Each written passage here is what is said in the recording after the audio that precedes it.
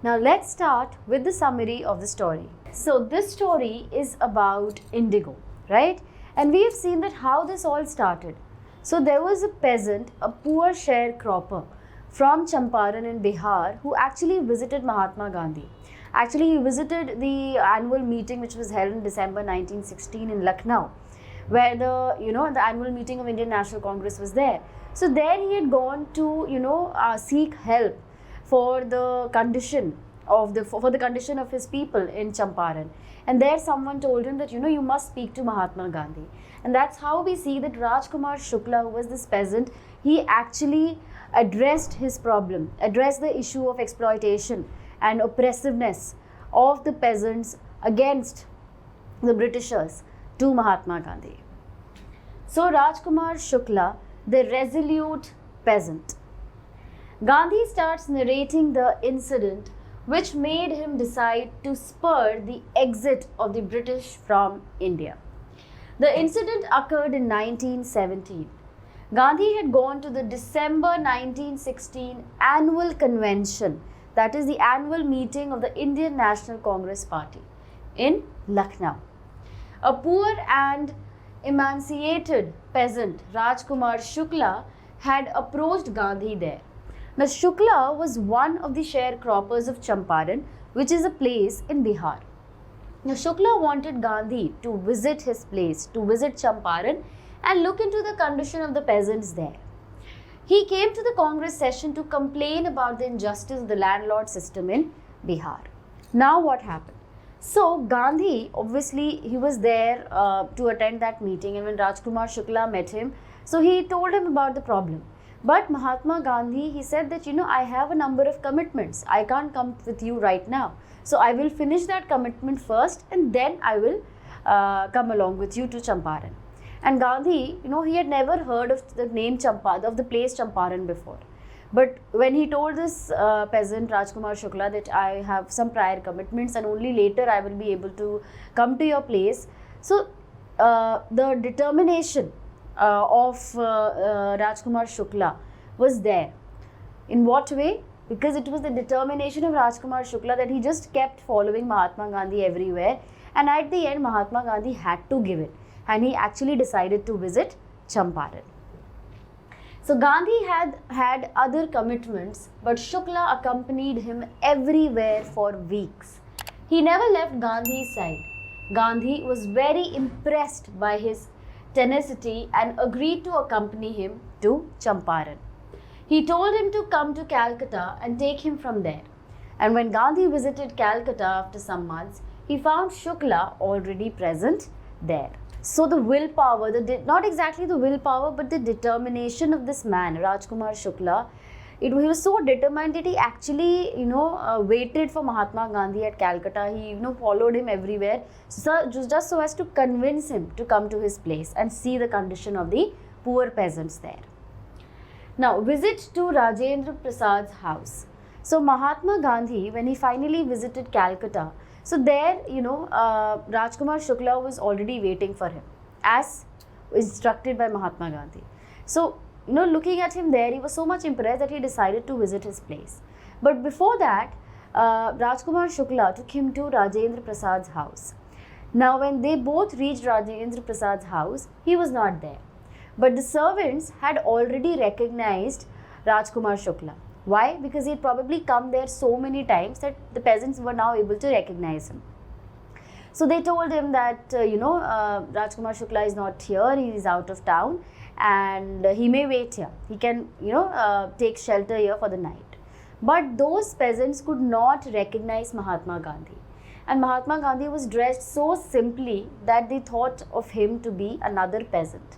And at that time, untouchability was so prevalent in the Indian society that these servants who were there at Rajendra Prasad's house, they actually thought that, Mahatma Gandhi was some peasant, and probably they were questioning that whether, he's from which caste. So he was not allowed to take water out of the well.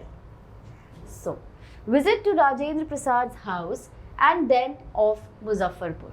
Shukla and Gandhi went to Patna, Bihar, to meet a lawyer named Rajendra Prasad, the man who later became the first president of our country. Rajendra Prasad was out of town. The servants knew Shukla as a poor peasant who pestered their masters to help the indigo sharecroppers. As Gandhi accompanied him, they thought of him to be another farmer. Gandhi was not allowed to drink water from the well as they thought he was an untouchable. Now, when Gandhi stayed there for the night along with Shukla, so later on, Gandhi decided that before going to Champaran, before visiting Champaran, let's go to Muzaffarpur. Why? Because he had till now only heard what Shukla was telling him about the condition of the sharecroppers in Champaran. Now he himself wanted to do a little investigation. He himself wanted to do certain research to gather more information, to get a detailed picture of the situation there. So he decided to visit Muzaffarpur and speak to the lawyers there, who have been previously who had been previously representing the poor peasants and have been moving to the court in favor of their cases. Yes, so Mahatma Gandhi, he actually messaged how? He actually sent a telegram to Professor Kripalani that he was coming to Muzaffarpur. And next day when Shukla and Mahatma Gandhi actually reached the station, so Professor Kripalani along with many students were there to receive him. And later on, Mahatma Gandhi stayed there for 2 days, started inquiring about the real situation in Champaran, and he was given shelter for those days in the house of Professor Malkani, right? So Gandhi decided to visit Muzaffarpur before Champaran to obtain more complete information about the conditions prevalent in the area. Now Gandhi sent a telegram, that is a message, he sent it through the telegram to Professor J.B. Kripalani, and then who received them at the station with a large body of students. Now Gandhi stayed in Muzaffarpur for 2 days in the home of Professor Malkani, who was a government school teacher. Now he recalled that his stay in the house of the government servant was an extraordinary thing in those days. Why? Because in smaller localities, the Indians were afraid to show sympathy to people who advocated for home rule. Now, Gandhi scolded the lawyers. What happened? When Mahatma Gandhi actually had an interaction with the lawyers, so he got to know that these lawyers who've been filing the cases and who've been going to court to represent the poor sharecroppers, the poor peasants, so they were taking a lot of money from them. So Gandhiji realized that probably these court cases are not really going to help the poor peasants. Instead, they are just going to overburden the peasants. Why? Because they are continuously paying a large amount of money to the lawyers. So here he scolded the lawyers that how these poor peasants are already in such a bad state, and on top of that the lawyers were taking such a high amount of money from them, and those lawyers actually belong to their state, to the state of Bihar. And here Mahatma Gandhi was an outsider. Still he was ready to fight for the injustice that was being done to these sharecroppers. And here the lawyers, they were charging a lot of money, and they were not even looking at the condition of the peasants and how the peasants had actually got fear within them of the Britishers. So the news of Gandhi's arrival spread like wildfire. Sharecroppers from Champaran began arriving in large numbers. Muzaffarpur lawyers met Gandhi. They told him about their cases and reported the size of their fee. Now, Gandhi scolded the lawyers for collecting a huge fee from the poor sharecroppers. Gandhi concluded that the peasants were so crushed and they were already so fear-stricken that going to law courts was useless. The real relief for them was to be free from fear. Now, the sharecropping arrangement. Now, what was this arrangement? What information did Mahatma Gandhi gather? So Mahatma Gandhi got to know that these landowners, these indigo planters, they have had a contract or an agreement with the peasants, wherein the peasants have been told to cultivate indigo in 15% of their land holdings, and when the indigo is harvested, the entire indigo has to be handed over to the peasants. Okay. So Most of the land fit for cultivation in Champaran was divided into large estates which were owned by Englishmen. They forced the Indian tenants to plant 15% of their holdings with indigo and surrender the entire indigo harvest as rent. So 15% of their land was devoted to the cultivation of indigo, and that entire indigo that was harvested, that was given as rent. Now, after the landlords learned that in Germany they have developed a synthetic indigo, then they asked for compensation from the sharecroppers for being released from these 15% contract. So when they got to know that yes, in Germany there is a synthetic indigo that has been developed, which is even more cheaper. So they gave an offer to the peasants or to the sharecroppers, and that offer was that in order to be free from that arrangement wherein they were asked to cultivate 15% of their land holdings with indigo. So in order to be free from that, they will have to pay a compensation fee, right? So the sharecropping arrangement was irksome. So few people felt that it was very irritating and frustrating. Few people happily signed it, and few were just not able to decide. But later on, when they got to know that why this offer was given to them, so anyone or everyone who had paid the money initially, they all started asking for refund. Refund in the sense they all started asking for their money to be given back to them. So the sharecropping arrangement was irksome, and so many peasants signed willingly. However, some of them engaged lawyers. Meanwhile, the news of synthetic indigo reached the sharecroppers, and now they felt cheated and they were unhappy, and therefore they became resentful and they wanted their money back. Now Gandhi disobeys the official order. Now Mahatma Gandhi, when he reached Champaran, he started staying at one house, and that was his headquarters from where he was doing all the investigations and he was planning how to proceed.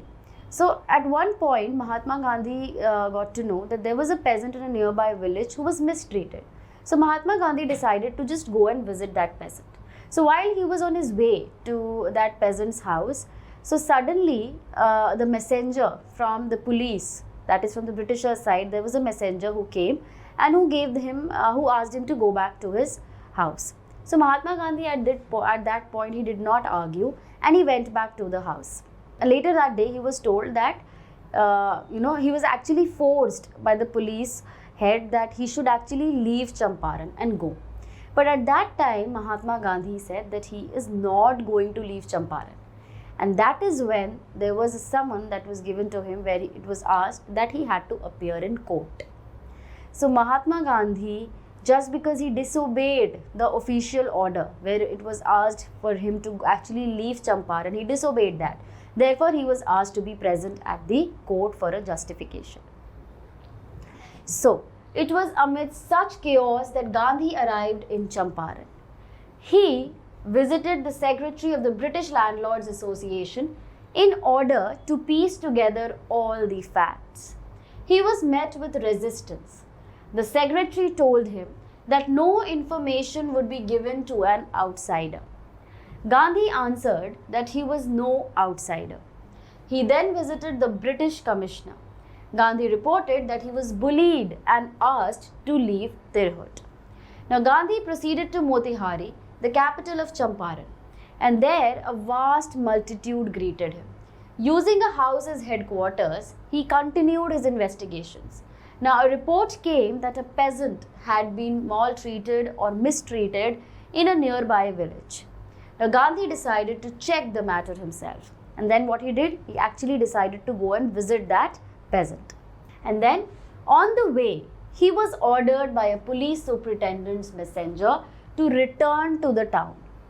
Thereafter, he was served with an official notice asking him to leave Champaran. Gandhi signed the receipt of the notice and further wrote that he would disobey the order. As a result, he was summoned to appear in the court the very next day. Now, spontaneous demonstration of the peasants. So Mahatma Gandhi, since he was asked to be at the court the very next day, so Mahatma Gandhi just reached the court. Now at that point, the opposition, they said that, they would want to delay the case. But Mahatma Gandhi was persistent that no, he wants the case, he does not want the case to be delayed. He has his own justification for what he did. And this news that Mahatma Gandhi has been asked to be at court and the authorities might take action against him soon spread amongst the common people. Now these common people, for him Mahatma Gandhi was their savior. Yes, for them it was like it was their savior who was in trouble. Therefore everyone gathered around the court and they started protesting. And looking at that, the authorities, they were just not able to accept the fact that such a large crowd had gathered in support of Mahatma Gandhi. And looking at that, they wanted to delay the court proceedings. But Mahatma Gandhi was very much, insisting that no, the court proceedings should go. And thereafter, he also gave his explanation. He said that yes, I do agree that I have disobeyed the order.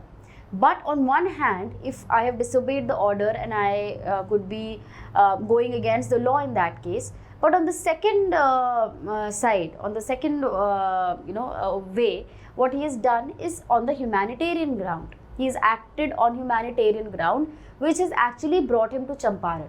That was his responsibility, his function to serve the nation, to help the people of his country, and that is acting on the humanitarian ground. So therefore, when he said that he is not going to leave Champaran, it was only because of this, and he did not really mean or intend to disobey the authorities or disrespect the authorities. So spontaneous demonstration of the peasants. Gandhi could not sleep the whole night. He telegraphed Rajendra Prasad to come from Patna with influential friends and sent instructions to the ashram. He also wired a full report to the viceroy. Next day, several thousand peasants reached Motihari and started demonstrating around the courthouse. They had merely heard that a certain Mahatma who wanted to help them was in trouble with the authorities. Gandhi felt that this was the beginning of their liberation from fear of the British. The officials, because of looking at such a big crowd and for the very first time they were supporting someone and they were against the Britishers. So the officials felt powerless, but Gandhi helped them regulate the crowd. He gave them proof that the British tyranny will no longer be borne. The government was baffled. The trial was postponed. Gandhi protested against the delay. He in fact confessed that yes, he had to break the law, but only because of the voice of his conscience. The magistrate announced a 2-hour recess and asked Gandhi to get a bail prepared. Gandhi refused. The judge didn't deliver the judgment for days and Gandhi was allowed to remain at liberty. But after a few days, what happened? That the case was also dropped. Why? Because the people, the authorities, they did not want to aggravate the situation. They had already seen that such a huge crowd has gathered in support of Mahatma Gandhi, and they didn't want to bring up that case or give a judgment against Mahatma Gandhi at that point, thinking that this might aggravate the situation, this might create more problems for them. So Gandhi influences the lawyer. Now when Mahatma Gandhi had actually sent a message to Rajendra Prasad asking him and his friends to come to Champaran. So at that point, these lawyers, they were initially, very reluctant to agree to Mahatma Gandhi. They said that, Mahatma Gandhi said that, okay, fine, but I am going to go to jail. Even if I have to go to jail, I will go. I will not think twice because these are the people who need justice and I am going to fight for them. So this is something that actually changed the thought, changed the minds of the lawyers, including Rajendra Prasad, because they were the lawyers from Bihar, that is from in the very state where Champaran is. So these people thought that Mahatma Gandhi, who is not even from Bihar, not even from that place, still he is ready to go to jail to make sure that the peasants of their state get justice. And here these are the lawyers by profession, and that too from Bihar itself, and they are doing nothing. They just do not want to help the peasants of their own state. And that is when they agreed that okay, if Mahatma Gandhi is ready to go to jail, then even we are ready to accompany him to jail if it is required. And they were ready to fight against the authorities, against the Britishers, so that the sharecroppers of Champaran could get justice. And when this happened, Mahatma Gandhi said that yes, this is where I could say that the battle is won. So Rajendra Prasad, along with many prominent lawyers, conferred with Gandhi. Gandhi asked them what they would do if he was sent to jail. Now the senior lawyer replied that they were there to help Gandhi. If he was arrested, then they would go home. But Gandhi reprimanded them. That is, he scolded them about the injustice to the sharecroppers. The lawyers consulted among themselves. They thought that when Gandhi, who was a complete stranger, was ready to go to jail for the sake of the peasants of their region, it would be shameful for them if they left the peasant whom these lawyers claimed to serve. They told Gandhi that they were ready to follow him to jail, and Gandhi exclaimed that the Battle of Champaran is won. Now, civil disobedience triumphs. Lieutenant Governor summons Gandhi.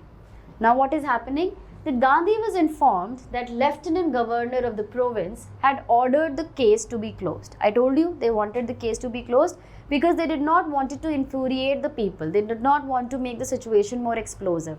Therefore, they decided that let's just drop the case and let's just allow Gandhi to be free from all this. So, the Lieutenant Governor of the province had ordered the case to be dropped. Civil disobedience had triumphed for the first time in modern India. Now, inquiries into the grievances of the farmers over a wide area began. Now, about 10,000 testimonials were reported. Notes were made of the evidence.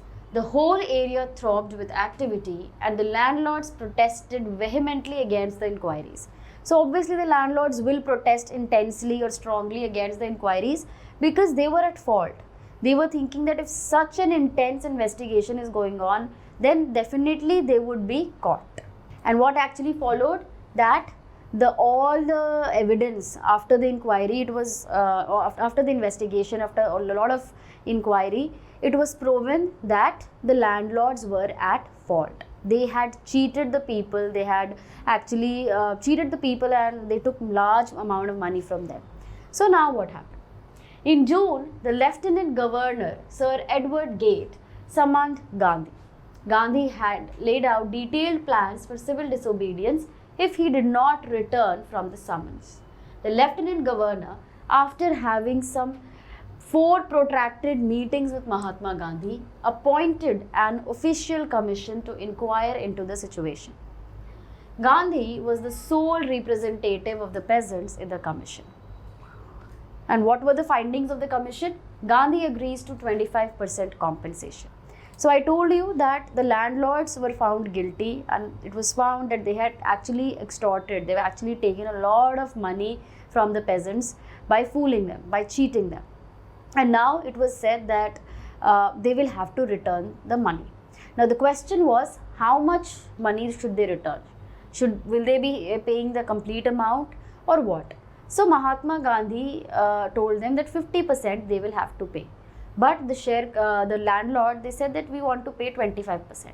So to their surprise, Mahatma Gandhi agreed. Mahatma Gandhi said that okay, I am okay if you give 25%. Why did he agree? Because Mahatma Gandhi knew that these landlords, they were just trying to quote little less so that this situation, this dispute never ends. And eventually they are not even asked to repay the money. So Mahatma Gandhi said that even if these landlords end up paying 25% of the money, so even along with the money, they are also losing some part of their self-respect, which was very important. So the evidence against the landlords was overwhelming. They asked Gandhi how much they should repay. They thought he would demand the repayment, that is the full repayment of the money, which was illegally and deceitfully extorted from the sharecroppers. Gandhi asked for only 50%, but the landlords offered to refund only 25%. To everybody's surprise, Mahatma Gandhi agreed. Gandhi explained that the amount of the refund was not important. What mattered here was that the landlords were obliged to surrender some amount of the money along with their prestige. The planters behaved as lords above the law, but after this incident, the peasants saw that they had rights and persons to defend them. They learned courage. Now, the poor conditions of Champaran and Gandhi's typical methods. So now when this situation, this refund was done, and eventually we see that the growing or the cultivation of indigo in Bihar started, actually reducing. And then what do we see? Still Mahatma Gandhi remained there. He said that, what actually he had thought that, okay, he will just visit that place and he would stay there for a day or two, had actually turned out to be one of the major events in his life, one of the major turning point in his life. And he has actually spent 1 year there. So after the problems were resolved, this indigo problem was resolved, Mahatma Gandhi still stayed there at Champaran. Why? Because there he wanted to actually uplift the conditions of the people. He wanted that the social backwardness, the economic backwardness that these people were living in, that has to be eradicated.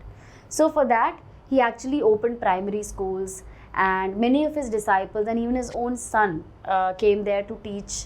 And then his wife was there, who was teaching personal hygiene, sanitation, cleanliness to the people, and a doctor was also appointed. So basically he wanted to actually improve the health conditions, the hygiene, the cleanliness, and the education of the people. So Gandhi wanted to do something about the cultural and social backwardness in the Champaran villages immediately. And therefore he called for volunteers to help. His wife Kasturba and his youngest son also arrived to help. Primary schools were opened in 6 villages. Kasturba taught ashram rules on personal cleanliness and community sanitation. Castor oil, quinine, and sulfur ointment were given to the ailing. Now, Gandhi also noticed the filthy state of women's clothes, and therefore he asked, he had a word with his wife, and he told her that, you must help these women, you must address the problem with them, see what is wrong in that, what is wrong with them.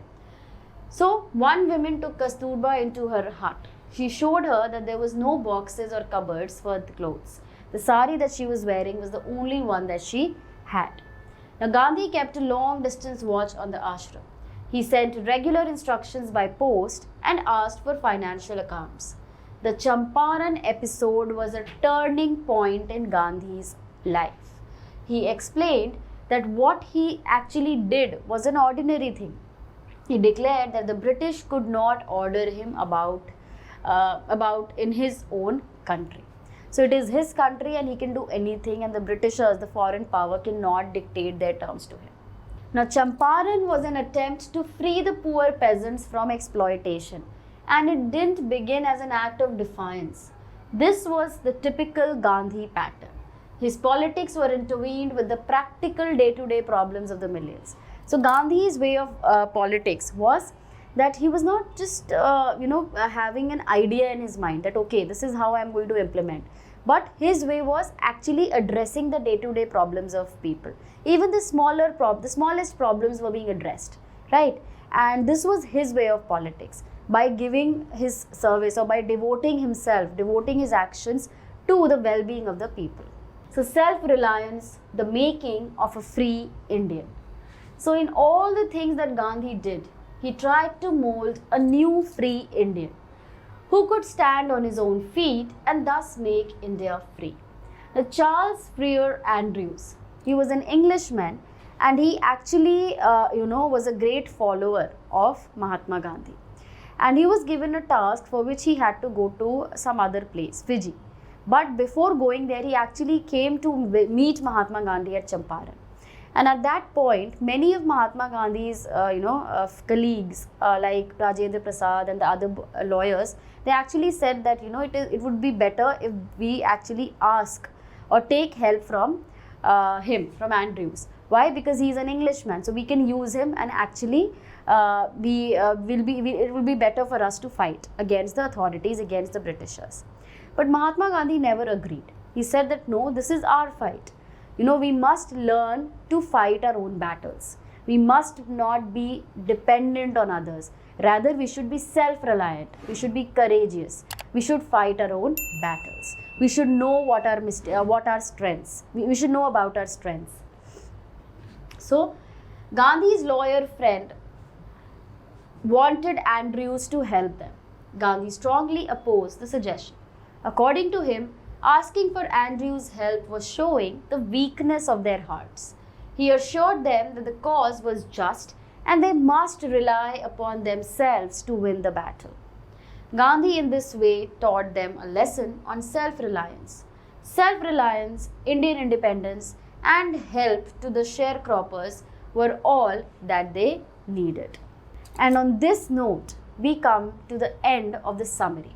So we have done the narration, now we have done the summary, and now it is time to test ourselves with a few questions. So first we are going to address the NCERT questions followed by the CBSE ones. So let's start.